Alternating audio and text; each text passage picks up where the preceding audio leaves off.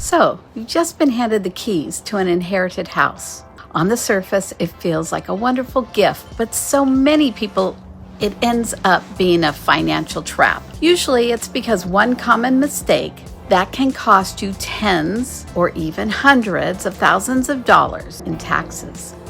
Over the next few minutes, I'm going to walk you through the 5 critical steps to lock in the home's value at the time you inherited it and the 2 big mistakes to avoid. This is how you protect your inheritance and make sure you don't pay a penny more in taxes than you absolutely have to. Look, this isn't just about saving a bit of cash. This is about preserving the full value of what your loved one wanted you to have. There's a rule in the tax code that can be your best friend or your worst enemy here. And most people don't find out about it until it's way too late. My goal is to make sure that you're not one of them. The tax rule that can save you a fortune. So, what is this hidden trap I'm talking about? It all boils down to something called capital gains tax. In simple terms, when you sell an asset that has gone up in value, like a house, the government wants a cut of your profit. That profit is called a capital gain. To figure out the gain, you need a starting point, which the IRS calls the cost basis. Usually, the cost basis is just the original purchase price of the home. But here's where it gets really interesting for you as an heir. Let's say your parents bought their home back in the 1980s for $50,000. Decades later, when you inherit it, it's appraised at $500,000. If your cost basis was still that original $50,000, selling the home would create a massive $450,000 taxable gain. Depending on where you live, the tax on that could easily top $100,000. A huge piece of your inheritance just gone. This is where the most powerful tool in the tax code comes into play for heirs, the step-up basis. The step-up basis rule, which comes from IRC Section 1014, is a total game changer. The IRS basically forgives all the appreciation in value that happened while the original owner was alive. When you inherit a property, your cost basis is stepped up from what they originally paid to the fair market value on the date of the owner's death. So, in our example, that $50,000 house now worth $500,000, your new cost basis isn't $50,000, it's $500,000. This means if you turn around and sell it for $500,000, your taxable gain is 0. You pay no capital gains tax. That's the power of this rule. It protects your inheritance from being wiped out by decades of appreciation. Now let's contrast this with a huge mistake to show you what's at stake. What if your parents, trying to be helpful, had gifted you the house before they passed away instead of letting you inherit it?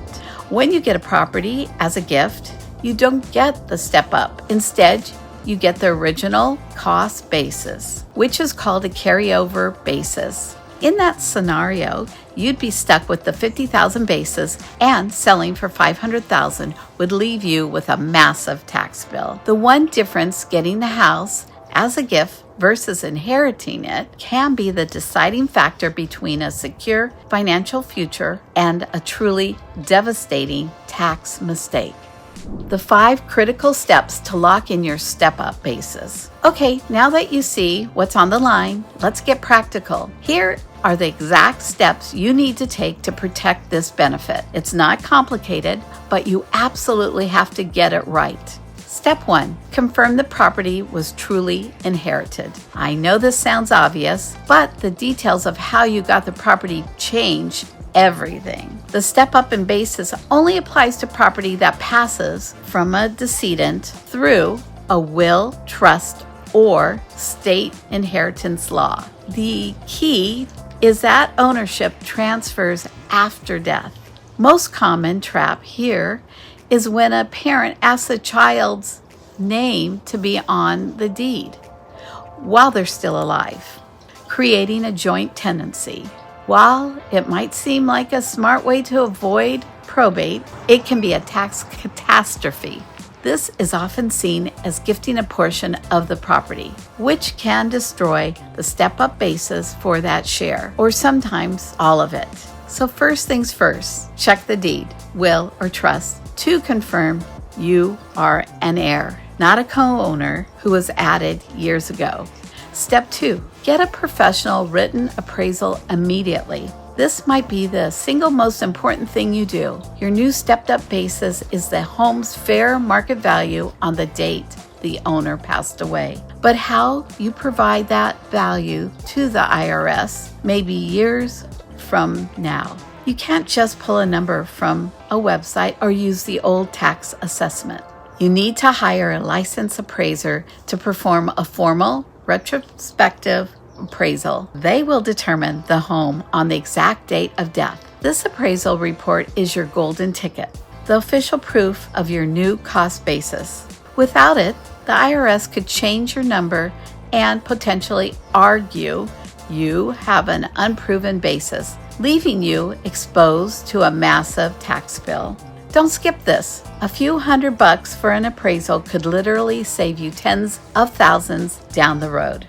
Step 3, keep meticulous, organized records. Once you have that appraisal, guard it with your life. Seriously, create a file, physical or digital, and keep it somewhere safe. This file should have a copy of the death certificate, the final will or trust documents that prove you're the heir, and of course, the full appraisal report. Think of it as building your case for the IRS. You might not sell the house for 5 or 10 years, but when you do, your tax preparer will need these exact documents to correctly report your capital gains. If you ever get audited, this is your irrefutable proof. Being organized today is your best defense tomorrow.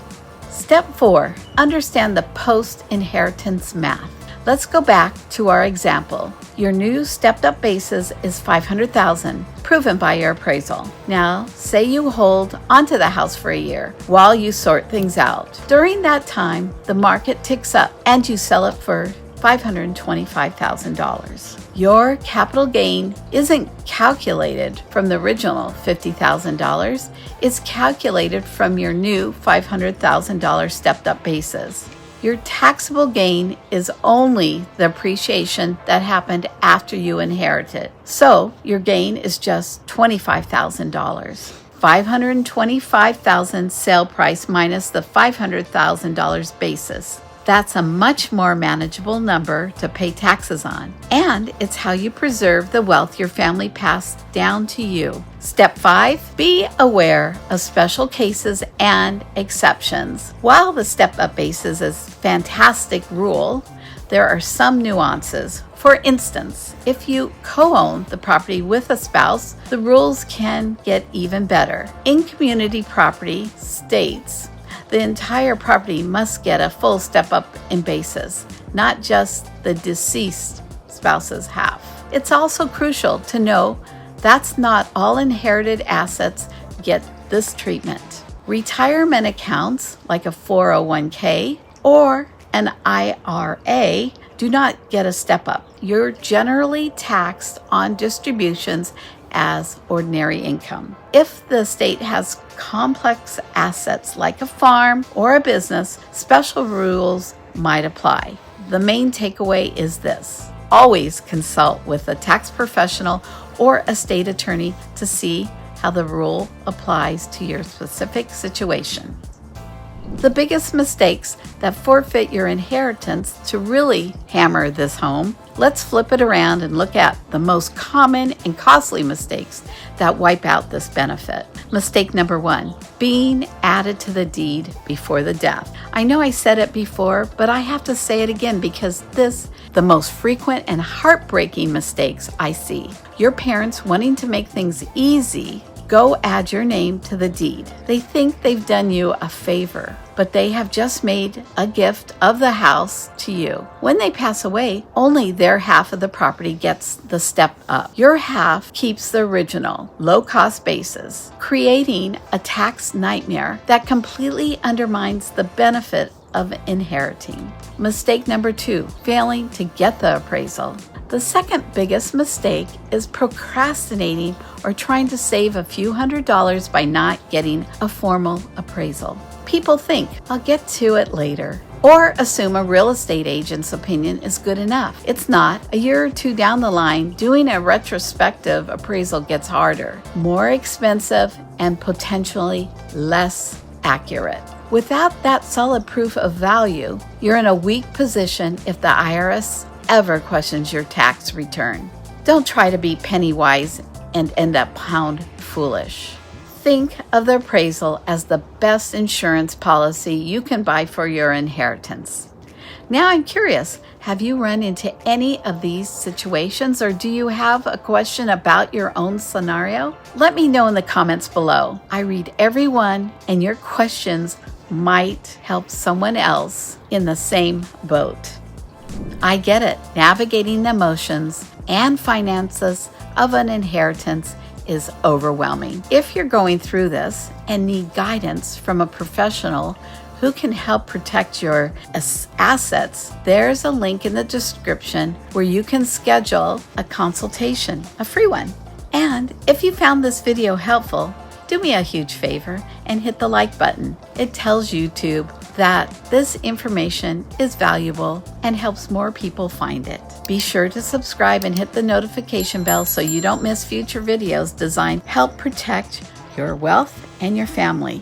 Look, inheriting a home is already an emotional roller coaster. The last thing you need is a massive, unexpected tax bill piled on top. This isn't about finding some sneaky loophole. It's about using a long-standing rule in the tax code that was specifically designed to protect families.